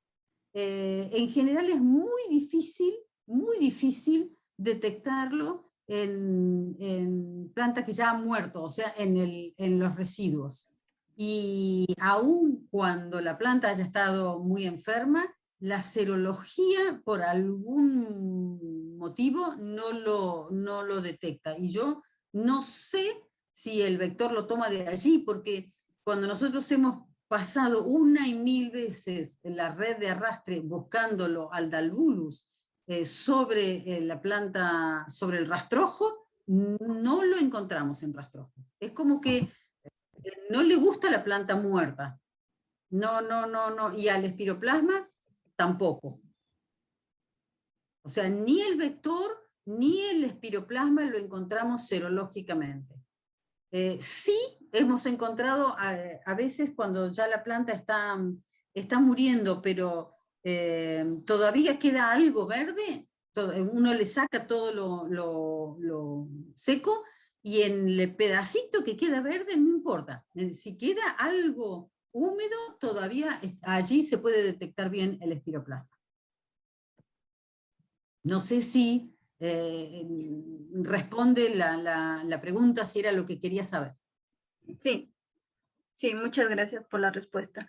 De la misma forma, Yareisi Mercado nos pregunta, con respecto a los pulgones, ¿cuál es la mejor forma de controlarlos? ¿Si químico o biológico? Qué difícil. En general en nuestro país, los pulgones, además de transmitir virosis, afectan mucho a la planta de maíz. Hay mucho. Entonces, en general, todo lo que sea maíces para choclo destinados al consumo fresco, se aplica siempre. Se aplica mucho para pulgones o para orugas, para lagartas. Pero, así que en general, ahora, en el gran cultivo, menos. Si el cultivo está muy atacado, lo aplican. Si no, no se aplica. Si no, no se aplica. Lo ideal, siempre lo ideal, es buscar materiales tolerantes al pulgón, al vector, a los pulgones. Pero en general, aunque haya pulgones, en nuestro país, son muy frecuentes las infecciones con potivirus, son frecuentes las infecciones con potivirus, pero no producen epidemias. No hay epidemias de potivirus, salvo la que ocurrió este año. Salvo este año, que en realidad ha sido una infección conjunta de sugarcane y rallado fino, que es lo que ha de alguna manera quebrado a los materiales, la tolerancia de los materiales, pero en general hay los materiales, los germoplasmas que salen al mercado, en general han sido evaluados y tienen incluidos los genes de tolerancia para potivirus. Entonces, si es que viene el pulgón, no harían tanto daño porque la planta es tolerante. Listo, muchas gracias. De la misma forma, nos dicen que desde su perspectiva y trabajo en campo, ¿cuál es la mejor forma de controlar el virus del mal del río Cuarto? Bueno, en el caso de mal de Río Cuarto se probó muchísimas formas, muchísimas alternativas. Yo creo que los insecticidas a semilla fueron un avance importante porque estas chicharritas son susceptibles a los insecticidas, pero la forma adecuada para el caso de mal de Río Cuarto es escapar. Es escapar al pico poblacional, porque este vector viene del trigo o viene de la avena, las avenas pastoreadas más todavía. Entonces, si vos sembrás temprano o sembrás tarde, en el caso de mal de Río Cuarto, temprano o tarde, o sea, le escapás al pico poblacional, la infección va a ser baja. Si sembrás en el momento en que está el pico poblacional moviéndose desde los lotes de avena, trigo, cebada que se están entregando, y toda esa población desesperada de chicharritas buscando alimento, va a ir sí o sí a tu plantita si la plantita es chiquitita. Ahora, si la plantita ya tiene 8, 9, 10 hojas, la planta lo va a tolerar mucho más. Probablemente el vector le va a gustar menos, va a ir menos a esa planta, pero la planta es más tolerante a partir de las 8, 10 hojas. El problema es que si uno está a campo, sembrar temprano en nuestra zona va a depender de las lluvias. Nosotros tenemos pocas lluvias en primavera, entonces va a depender de las lluvias. Y sembrar muy tarde en la zona templada se corre el riesgo de la helada. Entonces, si es una zona endémica y tú no tienes otra posibilidad de sembrar maíz en la fecha de alta concentración de poblaciones, bueno, búscate un germoplasma que sea tolerante. Y lo ideal es que conozcas para tu zona en qué fecha son los movimientos de las chicharritas o que las monitorees. Entonces, el productor puede ir monitoreando las chicharritas y sabiendo para su campo si haciendo 10 redadas, 20 redadas, 30 redadas sobre las avenas, sabe cuán infectadas están esas poblaciones de delfácidos. Y entonces puede estimar si va a ser un año con mucha infección o un año con poca infección. Digamos, todo este estudio ha sido estudio de varios grupos de trabajo, del ingeniero March, el ingeniero Lenardón, gente que trabajó durante muchos años de muy buena forma, y en este momento el ingeniero Moschini está actualizando los pronósticos a las nuevas modalidades de siembra, porque ahora con los cultivos de cobertura van modificándose, o con las subas y bajas de las napas, van modificándose los ambientes, y entonces está adaptando los modelos de pronóstico a los nuevos ambientes. Listo. Espero no aturdido mucho. No, muy clara la explicación. Muchas gracias. Creo que no hay más preguntas. Y hemos llegado al final de este webinar. Le agradecemos por su tiempo y por su participación a toda la comunidad. Que tengan un excelente fin de semana y nos vemos en una próxima ocasión. Muchísimas gracias, muy La verdad es que estoy muy contenta, muchas gracias por haberme invitado a participar.